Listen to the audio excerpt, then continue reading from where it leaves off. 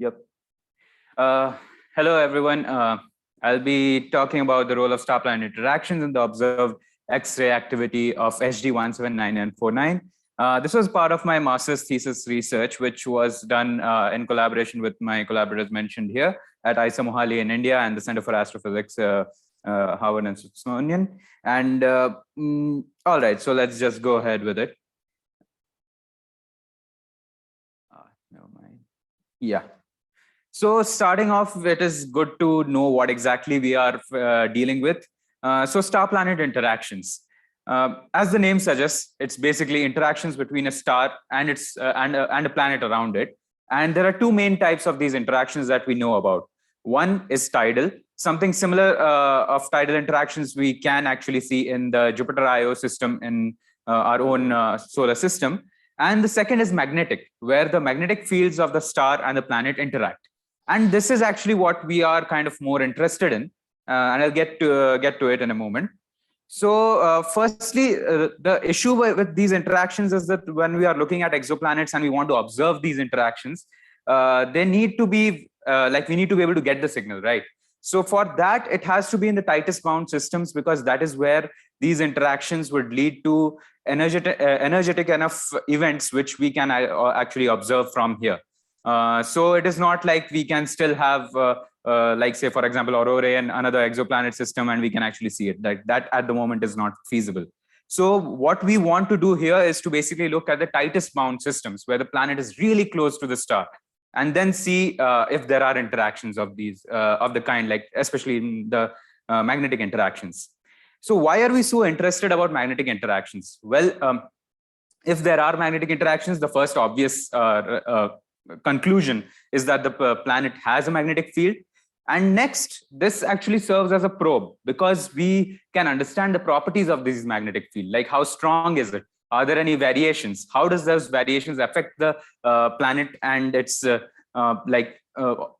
environment around the star? So those are really cool questions that we can answer if we understand the magnetic field of the planet, which can be done using a probe, using star-planet interactions. And like I mentioned, we can only do it for the tightest bound systems, and one of them is the HD 179949 system. So what is this? This HD 179949 is basically a very sun-like star, a bit younger, but quite similar in other aspects. But it has a Jupiter-mass planet, which is orbiting at around 0.044 AU, which is really close. And that itself shows that why we are so interested and we feel that we can find star-planet interactions here. And as I show here, the planetary orbital period is just 3.1 days, which is again a marker for its very close interaction with its star. And the thing is, this is not the first time that people have been interested in this system for detecting star-planet interaction. In the past, Skolnick et al. 2008 actually detected chromospheric variability, and they said that it was synchronized with the orbital phase, that this they were finding it that in about 3.1 days periods, there was a variation in the amount of output that they were getting in that energy range. However, something interesting was also observed. They had 7 observation runs, and out of these, only 5 of them detected this period. The other 2 detected a period of about 7 days, which one could say that it is similar to the equatorial period of the rotation period of the star, but that is like just there is a bit of a stretch in that. So what the Skolnick et al. Concluded was that there could be some mechanisms which are turning the star-planet interaction on and off, and that's why we can detect it sometimes and not at other times. But that is a bit of a hand-wavy argument, as it feels itself to the listeners, I believe. So what was done was to basically follow up it on X-ray data, which was done by Steven Sarr using a Chandra observation program. So what we did here was to basically analyze this data for spectral, we performed spectral and timing analysis. We looked for variations from the short scales of about a few kiloseconds to the holy grail of this project, which is the possibility of X-ray star-planet interactions. And this is what we did.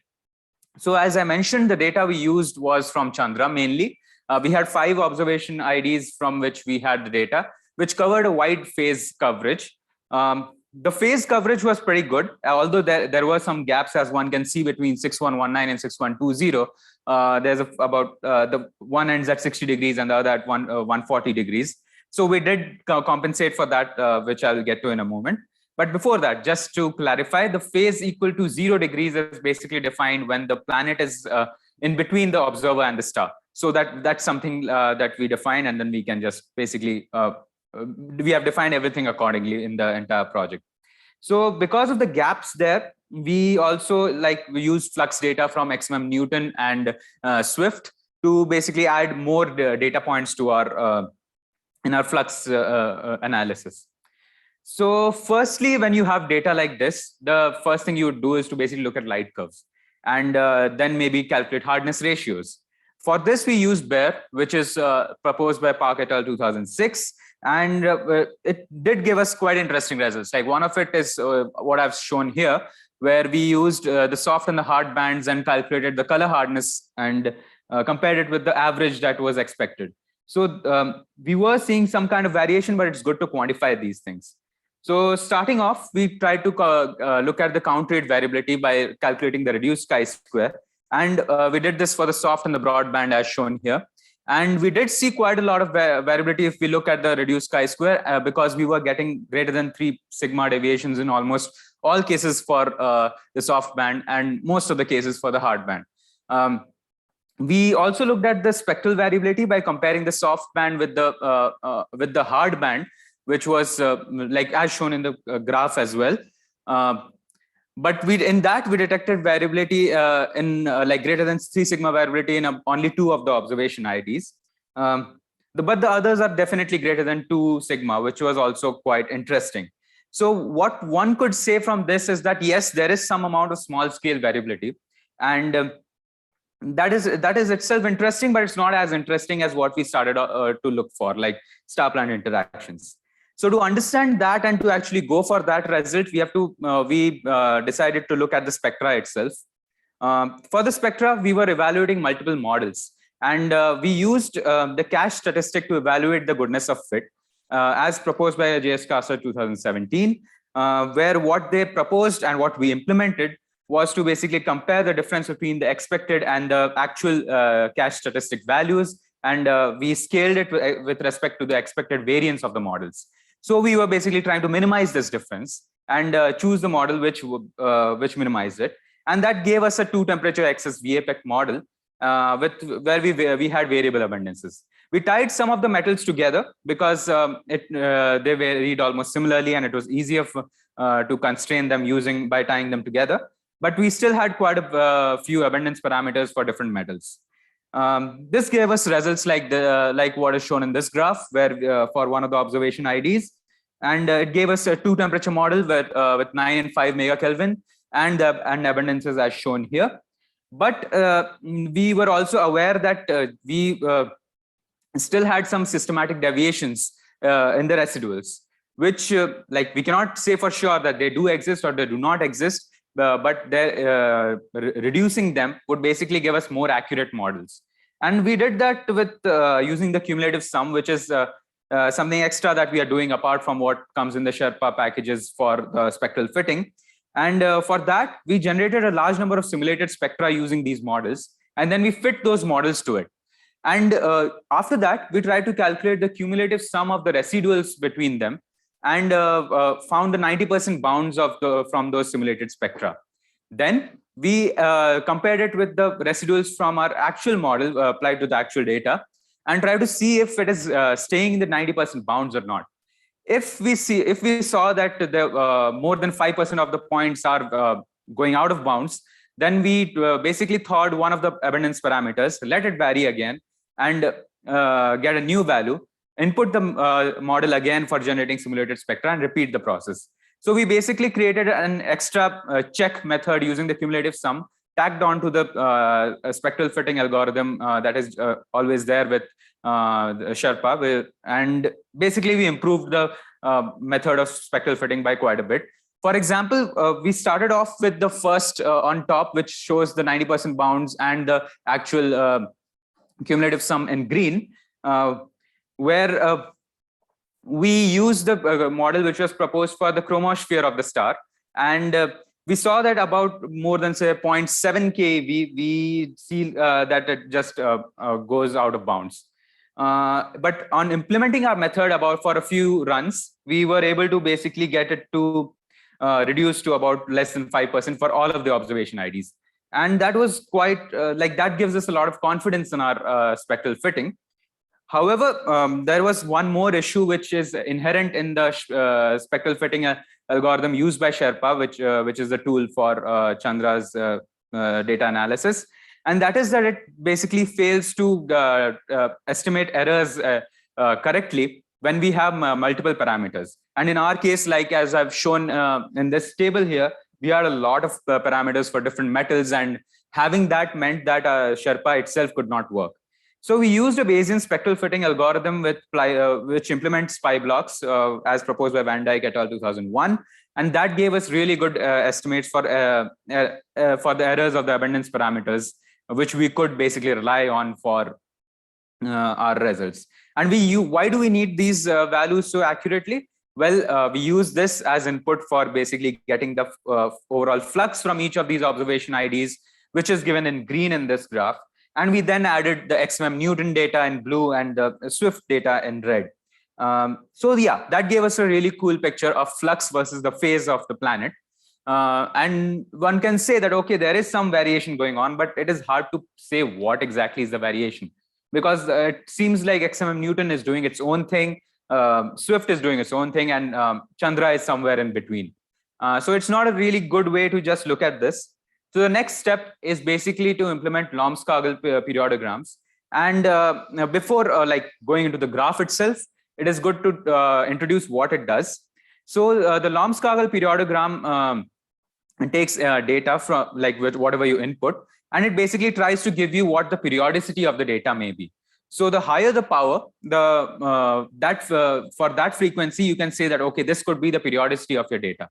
Sometimes the data can have multiple periodicities because there could be multiple sources of those variations. Like, for example, if you overlaid multiple sine curves. So even that can be extracted using Lomskagel periodograms. So what we did was we did that in like here it is given in blue, what we got from our data. And we marked the interesting frequencies that we expect. For example, we have the stellar equatorial rotational frequency in green and the stellar polar rotational frequency in blue. And we also got the planetary orbital frequency, the semi-orbital frequency, and even the beats between the beat periods between the stellar polar and equatorial rotation with the planetary orbital frequencies. So that is all good.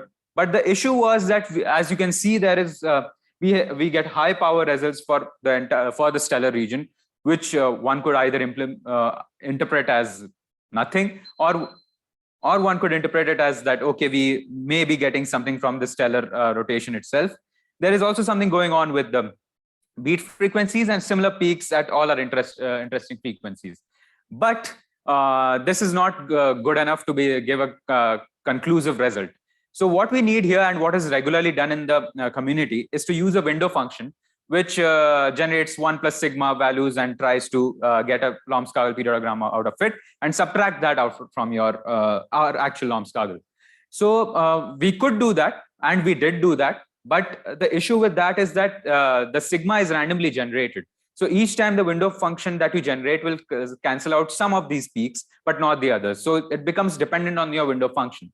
The workaround to this is basically using like something like a common window function, which is more robust by averaging over, which is something that we are implementing, but that too has issues. Lastly, the final issue that we are tackling is that we are taking data from multiple instruments, which have observed these events from across several years. And we are looking for variations which are tied to a matter of days, like 3.1 days is the planetary orbital frequency. So there is a chance that if there are long-term variations, we could actually miss it. And if we do miss it, then that means that it is because we did not understand our Lomskagel periodogram correctly. So right now we are also developing an algorithm to basically extract out information by removing long-term variations. And I've not shown it in this presentation because we are still evaluating if it is robust enough and can be basically shared with the community for common usage. And but we will basically share it soon. So to summarize, we measured the updated coronal abundances, and we found that the temperatures were significantly different for the cooler and the hotter component. And we definitely found some short-term variability, but we are still investigating and to confirm our results for the variability tied to the star planet interaction. And the plan ahead, as I said, is to improve the Lomskagel periodogram, but also we are looking to shift our light curves and spectral variability analysis to Bayesian blocks, which is also something that we need to improve upon, because the Bayesian blocks also implements false alarm probability measures, which may need to be tuned, because again, as I said, we are looking for something which is very, very elusive. And to find that, we cannot even have even a little bit of a mistake in that. And if we use the inherent fitting functions which are used in Bayesian blocks, we might actually miss it, because that it is not necessarily true that the fitting functions provided by the Bayesian blocks algorithm in, say, AstroPy or whatever, actually work for all data. So that's the plan ahead. So I guess we can be open for questions.